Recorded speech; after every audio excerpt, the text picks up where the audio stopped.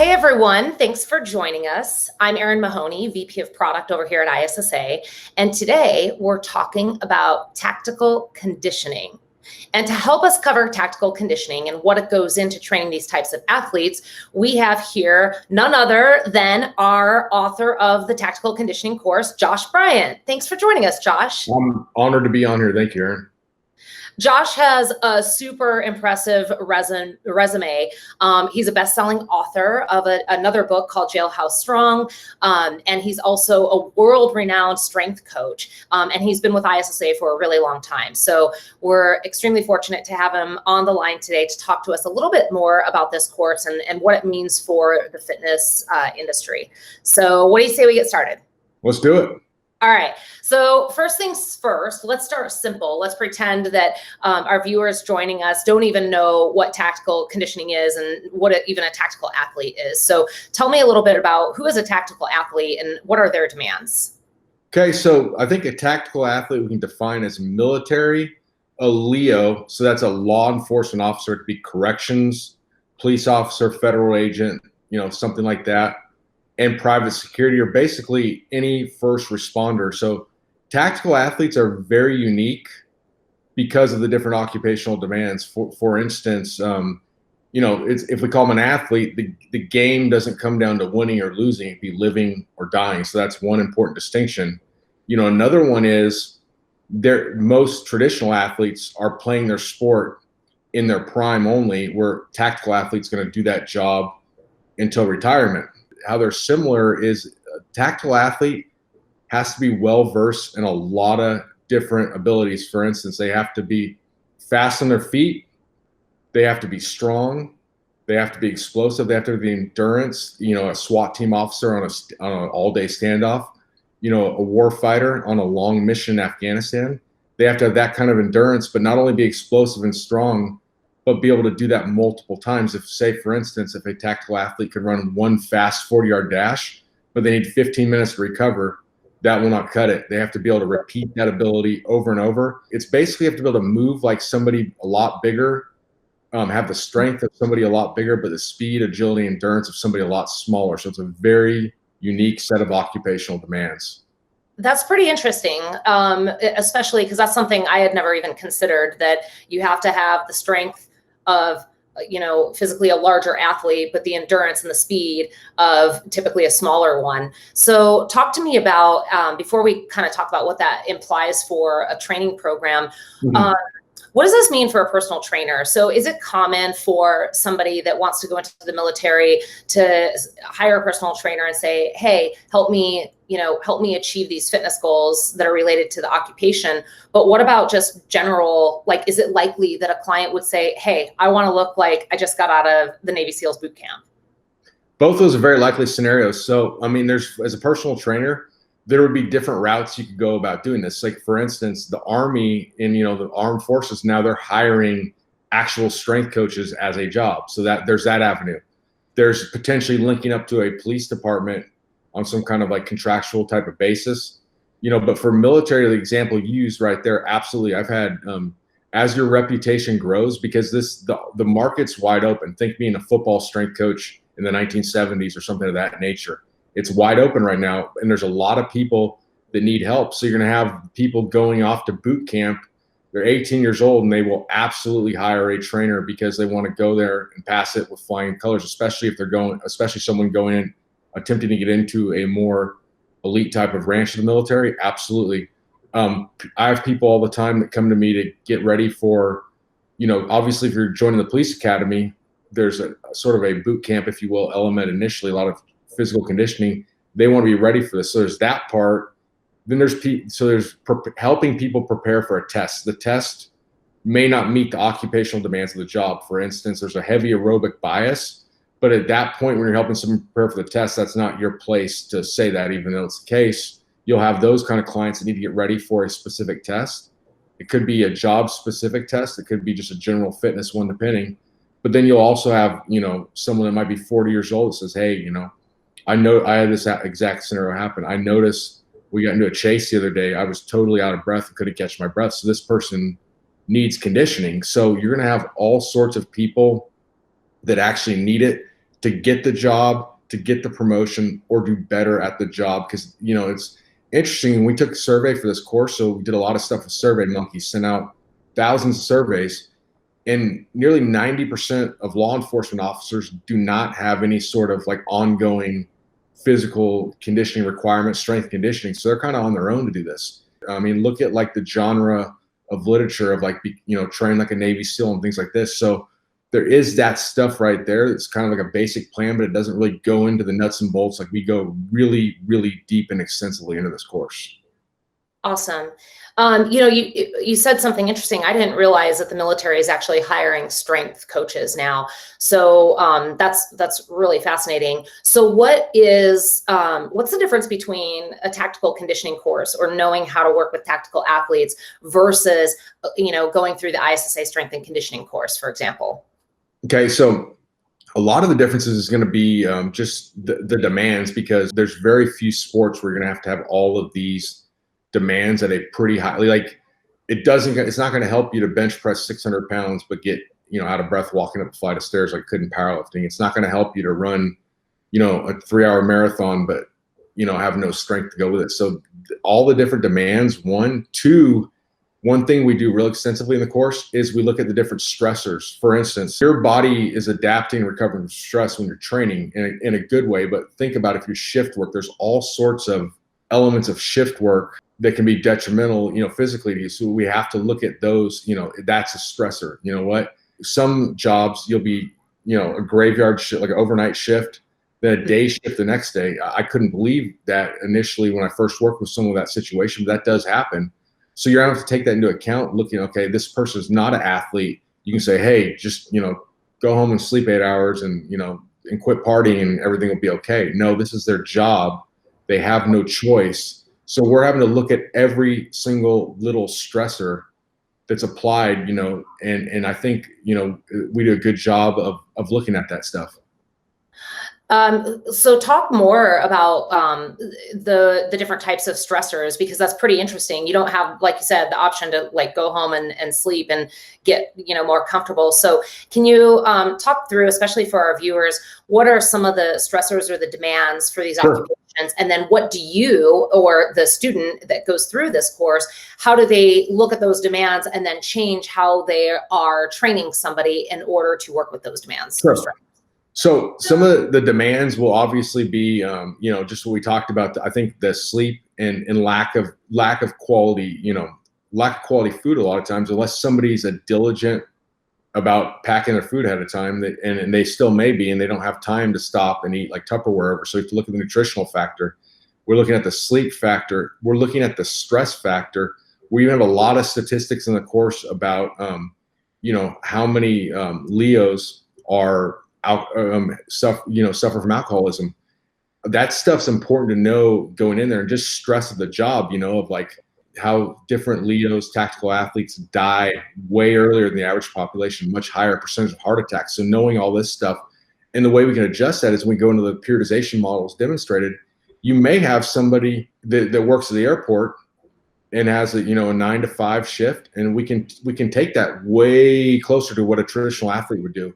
But somebody else, we might go to more of, instead of a block periodization type of model, look at an undulated model where, hey, you know what, if you know, had whatever happened last night, you're not rested, you're going to do a little bit lighter, more of like a hypertrophy type, you know, workout versus like a strength or an explosive strength type of workout. So we can do like different things like that, looking at those variables and when to adjust it, things like that.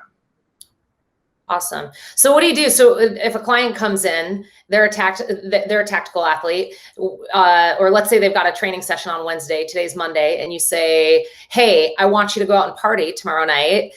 So that way, when you come into my session on Wednesday, you're super exhausted and we can train that way. I don't think you probably do that, right? But what do you do? How do you get them prepared to be able to function in these less than ideal circumstances?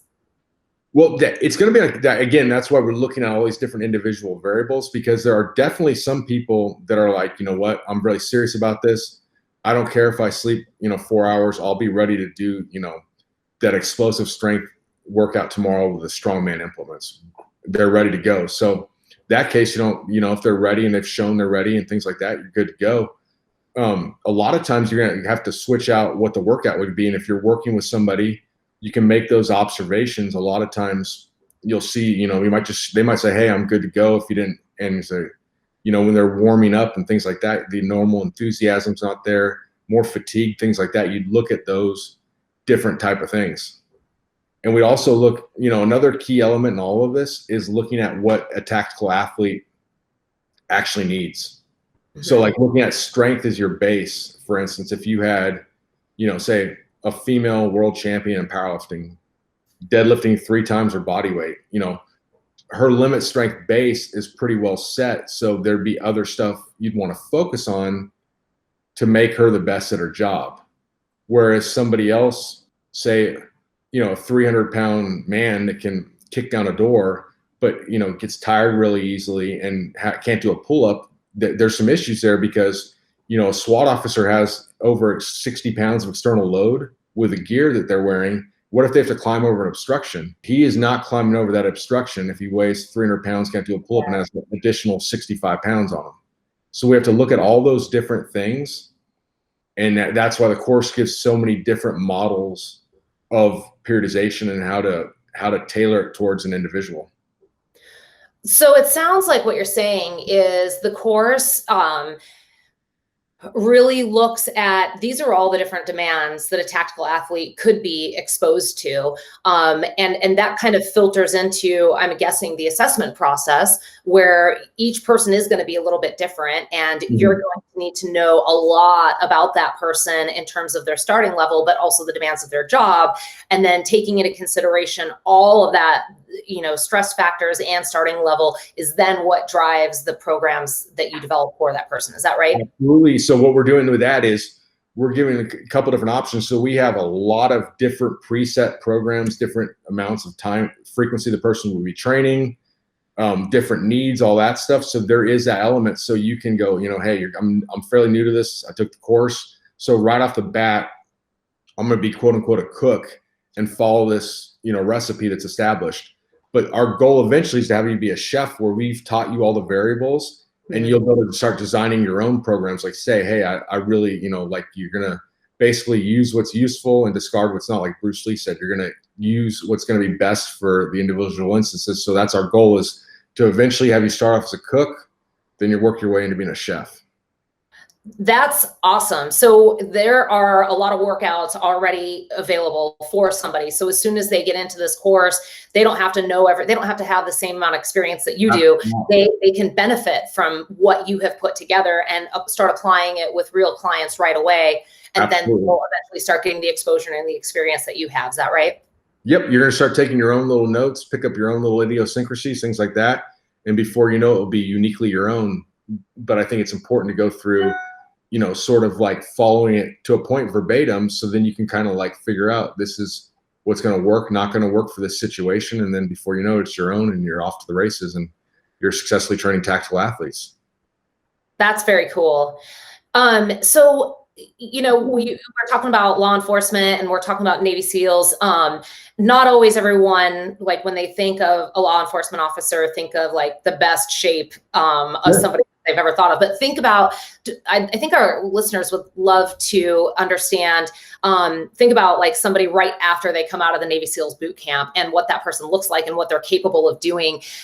Maybe can you talk about how that type of training, like a client might come in and say, I want to look like that, or I want to be able to function like that. Talk me through how that process for that client would be different than once you go through this course, than if you just had a regular personal training certification. I think just a regular personal training certification would sort of interesting. So a lot of it is, if you look at like the popularity of say CrossFit, why is that popular? Well, it's because most clients aren't going to come to you with a singular focus. Rarely is someone going to say, I want to be the strongest person in the world. I don't care if I have any condition. I want to run a marathon. I don't care if I have any strength or a physique type of thing. Most people want, unless they're specifically really focused on a sport, want a mix. So like that's where CrossFit came in and kind of filled that void. So what we're presenting here is, instead of just like a workout of the day type of thing, that's the same if you go 6 days a week or if you go 2 days a week, which obviously they'd have to be a little different if you're trying to accomplish things. is we're looking at a systematic approach where we can give you those different things, except we're providing the right doses of each. So like I said, if someone deadlifts 3 times their body weight, focusing on limit strength would be sort of a lost cause if they're points to be as good of a tactical athlete as they can be. Where if somebody relative strength, that's your strength body weight ratio. That's a very key determinant. And like I said, climate or obstruction, even your foot speed, like if, to a point, it's how much force you can produce through the ground relative to your body weight. So that's how it's going to be different. It's going to give you the dose of what you need. So we're going to look at these different assessments and see where somebody is, where they want to go. And that's why it's exciting for regular clients, that aren't law enforcement too, because now you have some goals, say, hey, you said like be fit like a Navy SEAL, you want to be fit like a tactical athlete, whatever. We have tangible numbers and, on these different assessments that you can get to. And if you want to make that kind of your goal without ever being a law enforcement or military, that's great. I think that's a lot of people want, is they want to move like somebody smaller, but have the strength of somebody bigger. That's going to be a pretty common thing. I mean, I've done seminars all over the world, and I feel like that's been the biggest amount of questions, the largest amount of questions with the least amount of resources. So this is a void that needs to be filled. For even if like there was every police department said we're going to only use our in-house person, and we're never going to hire any of you, it wouldn't matter. For regular people, this is huge too. I mean, that's what people generally want. You said something that was, this is the biggest void that we're trying to fill, the void of being able to create. Tell me what that void is so that we can all get it. That void is a lack of strength conditioning in military law enforcement. Nearly 90% of law enforcement officers aren't getting any sort of, like, we're not even talking about bad training. So we could say like, okay, we're not to the point of even like, we disagree with that. It doesn't, there's nothing to disagree with. It doesn't exist. So when Fred Hatfield and I were in Japan doing seminars for ISSA when he was alive, that's one of the, one thing we did see more with the military is we saw the part that was cool there is we saw a lot of training going on. That was awesome. We did not agree with how it was organized. It could be organized a lot better, but the cool thing was there was the desire. So it's meeting the void in 2 ways. Like sometimes there's nothing, like in most law enforcement cases, there's nothing to argue with. It just doesn't exist. Mm-hmm. In the military, we're trying to make it a lot. We will make it a lot better. Okay. So that's really cool. So you guys went out there, you realized not only is there a need, I think most people can agree there needs to be better, fitness protocol in all of these different occupations. But you're saying, so we know that there's a need, but there's also, it's being met with that desire and that interest level, which may have not been realized before. Is that right? Absolutely. And the thing that's cool about this too is this is not a textbook created for a situation. This is real life of actually working with these people. We'll have real life testimonials, and you can look these people up. They're very easily, accessible and seen to see what's actually worked with people. So we kind of did the opposite of most, I think, other organizations would do. They would create a product and then hope it works when they get it out there. We have done this, making sure it works, having the results. Like just, last week I shared an email with Kurt, had a female client that maxed out the male pull-ups in the Marine Corps. We have all kinds of stuff like that coming up that shows that this is real. This is not fantasy. This is real world, tons of testimonials, and we've presented the science to show you why it works. That's cool. So this is already in the field. It's been proven to be successful. It's showing crazy interest. And then that's how this course came about. Then you said, you raised your hand and said, hey, say you guys need to get on this. I've got all this evidence, all this research. Let's package it up and deliver it to the fitness industry. Absolutely. Awesome. Yeah, it was so awesome to have it because I think it's really cool too from an ISSA standpoint is Fred Hatfield passed away in 2017. And he felt like one of our last conversations in the seminar we were doing was he felt this is what needed to happen. Like this course needed to happen. It's what we saw. So we also did a seminar at Camp Pendleton in San Diego. Mm-hmm. Same stuff there, like good attitudes, good desire, but not the right, not the right tools, not the right programming. Yeah. Awesome. So tell me, all right, so let's pretend I'm a personal trainer. I'm watching this webinar. I say, I want to check this out. I take my tactical conditioning course, pass it. Then what do I do? Like, what's next? Like, how do I market myself? How do I tell my clients what I'm capable of doing and why it's interesting for them?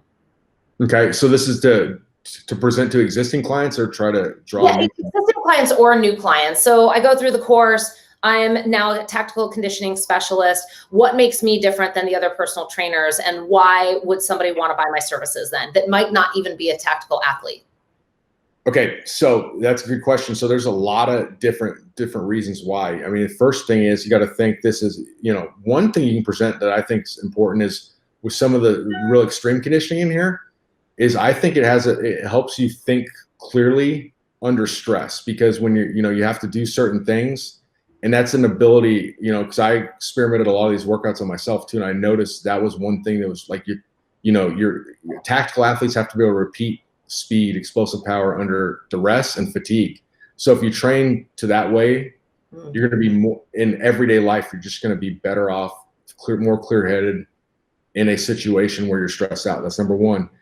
Number two, I say it's just a new weapon in your training arsenal. I mean, it's that simple. I know ISSA has looked at this. I'm just going off of my experience. So it's interesting to talking to you guys, the interest you had not knowing this. I just saw at first I saw a need that need to be filled for tactical athletes. It had nothing to do with regular people. This is like, they need this for their jobs. It's going to make them better at their jobs. So let's fill that void. Now I'm seeing a lot of interest from regular people. You don't know how many emails I personally get from people about, like, say, like online coaching or something about being a tactical athlete. They say, I want to train like I'm in the military type of thing. That's a very popular way to do it. So that's why I said earlier, looking at like CrossFit and those kind of things, they're popular because people don't want a singular focus. They want to be able to move, but still be strong, not move and only run a marathon. They want to do a little bit of everything. And so they need the right systematic approach, because some people need more strength. Some people have to focus on more explosive power. Some people need more conditioning, all that kind of stuff. So another thing I think is interesting about this course is a lot of people that do recreational sports, they need explosive power and speed development. Unfortunately, if you hadn't trained that way and you're 37 years old, all of a sudden just, running wind sprint day one, you're probably going to tear a hamstring. So we made very sure on how we'd acclimate that to somebody, just like tempo runs, things like that, to get somebody ready. They might be running, like if we get them to the point before they'd sprint, they might sprint under load, for instance, against a sled or something like that, because the injuries generally happen at top speed, and you slow them down a little bit. With a sled, it makes it a lot safer, and they're not Usain Bolt, where if their stride cadence is off slightly, it's going to matter a whole lot. So it's really exciting in that way. Another thing that's interesting too is just an example being like things like walking around with a weighted vest, load carried, all these different things we're talking about are also done under load generally. So the average warfighter in Afghanistan has to move around with about 100 pounds of external load. Average SWAT team members about 60 pounds of their body weight. Average police officer in Fort Worth was 25 pounds. We surveyed it. So it was pretty interesting that like you're always going to be having to move under load. So like, for instance, a regular client that could benefit a lot from just walking their neighbor, say, hey, what are you doing for cardio? Well, you're going to do for your aerobic capacity, you're going to walk your neighborhood at a brisk pace, for 40 minutes with a 30-pound weighted vest. We can have those takeaways that are going to help them all around function and better conditioning. So, gosh, that's incredible. That's a lot of weight. And one more thing on that too is I think with a different, like, how this, I know slightly off subject, but it's on the load carriage. Mm-hmm. One in the research, I said there's a huge aerobic bias towards these tests and things like that. So because a lot of places are not using the job simulation method, or using just a typical kind of general fitness test. Well, one of the best predictors of how well somebody's going to do with load carriage is their strength levels, muscle hypertrophy, and having a fairly low percentage of body fat. Those things are huge. So why would I want to be a tactical athlete? Because I'm assuming you want a little bit more muscle. I'm assuming you want less body fat, and you're able to move well. So you're going to see that's what people want.